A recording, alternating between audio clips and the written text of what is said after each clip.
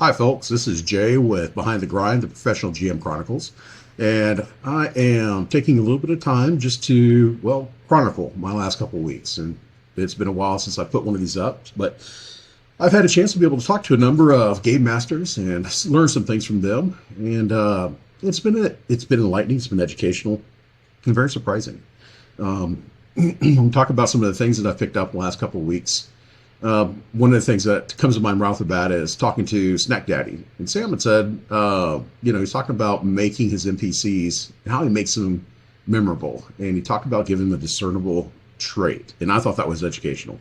So it doesn't matter if it's a stutter or it might be a tick or maybe positioning of the screen, but it was interesting to see and listen to him talk about the different things he could do, as well as Will, who was educating me in regards to how easy it is to slip into just a number of different personas that he's had over the years. He's got kind of like a little list set up where whenever he has an NPC, makes a note saying maybe this guy's got a Scottish accent or maybe this person, has this other discernible trait. And that's why I can be able to keep up with these things, so especially the ones that have something to do with what's coming up in the future or giving off some key information. Let's see what else comes to mind. Brian from Colorado, who had talked about part of his success of growing his community with well over 1,000 games on Start Playing Games. GM'd is making an active Discord community, which I think that's something for us that are trying to improve or expand ourselves. That's a great thing to be able to do, a great resource, a way to be able to get players to come in and to keep them interested, to keep them going, to keep touch with them. Respite had talked about playing to your strengths. I really thought that said a lot. Not everybody's going to have a repertoire of different voices they can tap into. Some of them might use the strength of their maps, or maybe their storytelling is excellent, or something along those lines. So looking at it from that angle, I thought that was really, really good. I really like that. But almost all the GMs I've talked to, and at this point I've talked to about close to a dozen, they've said stay consistent. When we talk to them about the year, it doesn't matter if we're talking about one shots or we're talking about campaigns, and it does seem like campaigns is bread and butter, especially with the granddaddy of them all, Dungeons and Dragons.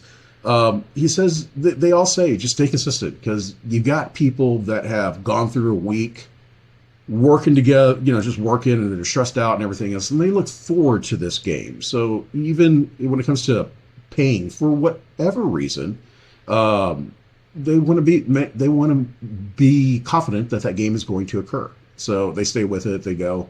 And I think that really says a lot in regards to the testament from the game masters to be able to establish that kind of rapport with their players. In a situation where players are constantly coming in and coming out, I like one of the suggestions that was given, that if a player stays in 3 games, then we start looking at ways to incorporate their backstories. Because when it comes to giving the players what they want, as many of the game masters have talked about, they're telling you what they want, especially in their backstories. They're telling you if they want a high conflict type of game. They're telling you if they want this is my nemesis that I've created. Can we see it? They talk. You do these things in order to hook them in. It really helps them out. It really gets them invested in the game. And with that kind of buy-in, I think that's really considerable. One of the things also. I was looking to Start Playing Games. I'm trying to get the statistics on this, but despite how many different games that are out there, there's just so many different players looking for your genre, looking for your style, just trying to get the word out there. And I can't remember which one it was that said this, but just spam your stuff out there in as many different forums as possible. I know Start Playing Game has actually information in regards to this. They do webinars and talk about how to get your name out there, and that's something that's really key. Just take that opportunity, take that time, take that chance. Bet on yourself, and that's going to be the big thing right there. So, that's always really cool. Listen, for those of you guys that are watching this out there, one of the things I'm looking to try and do is I'm trying to get players that are paying for games to sit down with some of these interviews as well.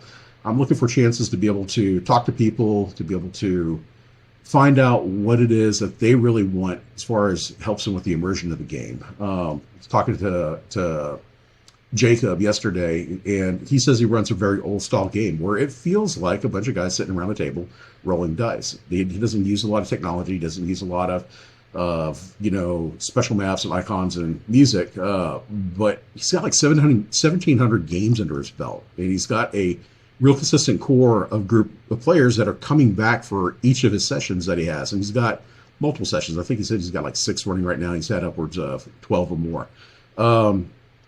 That says something right there in itself. That's something that we as wannabe professional GMs, we that are trying to get insights on what's going on, that kind of connection is special. And that's something that I think all of us need to strive for.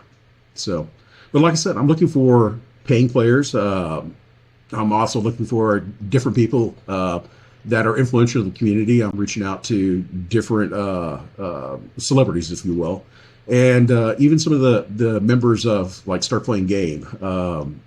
Some of the guys that might be running game systems, that own game systems, that just different things that are trying to get the word out there. But bringing these people in to talk about the future of our role-playing games, and despite all the hazards people will talk about out there, be it AI, be it lack of interest or whatnot, I don't think that's really going to be the case. I think that people who like this escape are going to be reaching out. They're going to seek this out, and it's a benefit to us all. That's a wonderful thing. So that's really all the things I've got right now. I'll try and do a better job of keeping up with this and push these things out every week or two. Just some of the updates I've had, some of the experiences I've had. And I've already got a number of GMs, professional GMs lined up to speak with me. I've got some celebrities that are reaching out as well that I'm going to reach out to and try and get them on here. Just looking to be able to do some good stuff out here. This should be a really wonderful resource for us, especially all of us that are trying to bring our craft up to another level.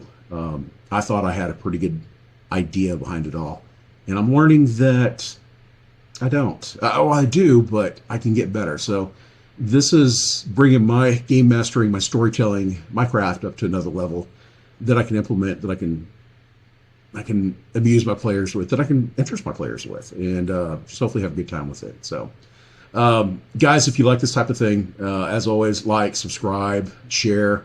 Get this out there, and let's just see how this is going. I'm not making any money on this. I'm just trying to create this as a resource. It's a passion project, so I'm having a good time with it.